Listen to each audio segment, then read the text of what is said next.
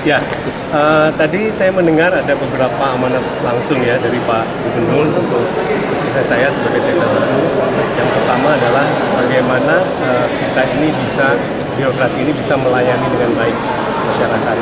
Itu yang pertama. Yang kedua adalah bagaimana penyederhanaan atau reformasi birokrasi ini bisa dijalankan di Jawa Barat. Karena memang reformasi birokrasi ini sebetulnya akhirannya adalah pelayanan publik kita lebih baik. Itu yang diharapkan Bapak Gubernur. Jadi itu amanat yang saya rasa yang perlu saya pegang betul dan harus dijalankan di dalam masa-masa ke depan ini.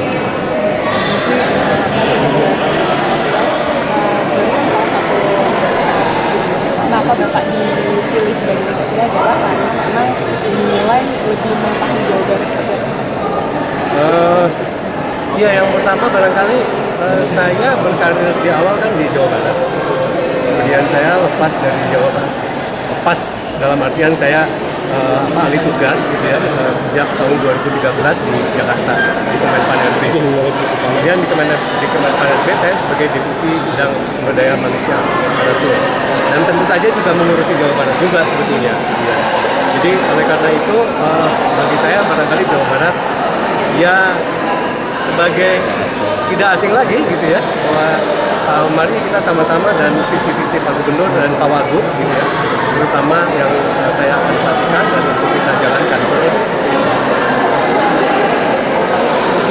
Harapan ya pertama tugas fungsi sekda sendiri kan sebetulnya membantu kepala daerah ya baik gubernur maupun wakil gubernur dalam hal penyusunan kebijakan maupun koordinasi administratif untuk OPD ya, organisasi perangkat daerah.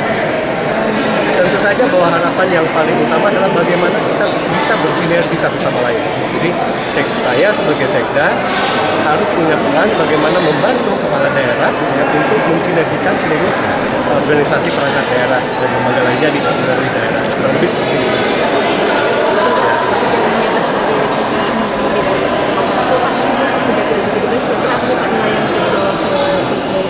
Oh, ya banyak banget ya. Karena ketika saya hadir di Jakarta, pada saat itu juga kita baru menyusun atau baru akan mengundangkan undang-undang aparatur sipil negara.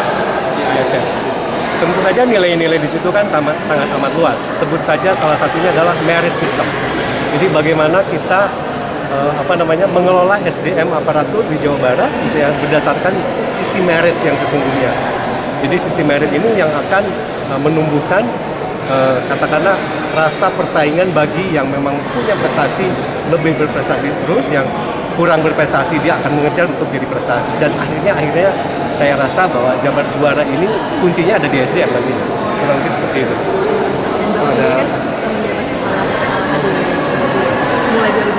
Ya, lalu meninggalkan Jabar dan melihat update Jabar dari teman-teman apa nih Pak yang kira-kira bisa mendorong untuk membuat Jabar lebih maju Ya, saya melihat bahwa memang tekanan penduduk ini menjadi nomor satu gitu ya untuk Jawa Barat ini. Jadi pressure dari penduduk ini tentu saja akan mengubah atau menekan ke banyak hal, termasuk dari pergeseran perubahan tata guna lahan dan lain sebagainya. Ya saya melihat dari sisi saya sebagai kan ditanya tadi saya waktu sebagai kepala badan lingkungan hidup kemudian balik lagi seperti itu. Ya masalah lingkungan ini salah satunya yang menjadi agenda saya rasa yang perlu diperhatikan. Kurang lebih seperti itu.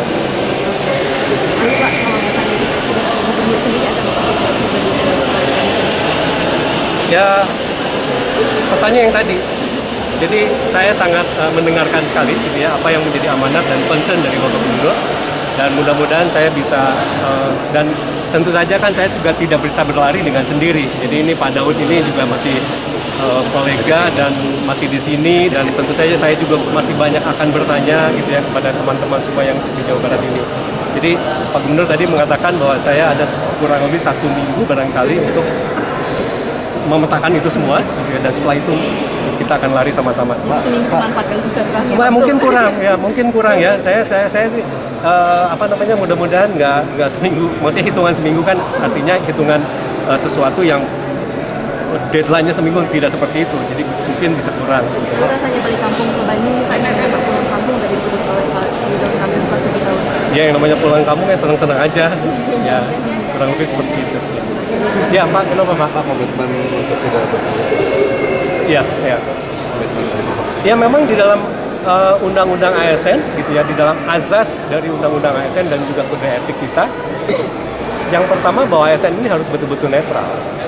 Jadi itu harus dipegang, dan salah satunya kan dalam menyusun itu juga saya terlibat. Jadi saya sangat ingat betul bahwa kalau ASN sudah terlibat dalam politik praktis, itu kan susah. Ya. Kalau Bapak pada soal Omnibus Law bakal menekan otonomi daerah itu siapa yang baik? Ya, coba nanti kita lihat ya. Waktu yang beberapa hari ini saya ingin melihat dengan Kepala Biro Hukum di sini, barangkali nanti kita lihat seperti apa sih perpetaan itu yang tadi ditanya. Mungkin sudah dikatakan di HRD dulu peran otonomi daerah di Omnibus Law. Kalau di Pan-RB kan ngurusinya di dalam rangka reformasi birokrasi. Jadi sepanjang bahwa birokrasi ini akan lebih singkat gitu ya, pengambilan keputusan akan lebih cepat, itu kan sebetulnya sesuatu yang baik. Karena Bapak Presiden mengamanatkan bahwa perizinan kita ini kan dipandang cukup berbelit-belit.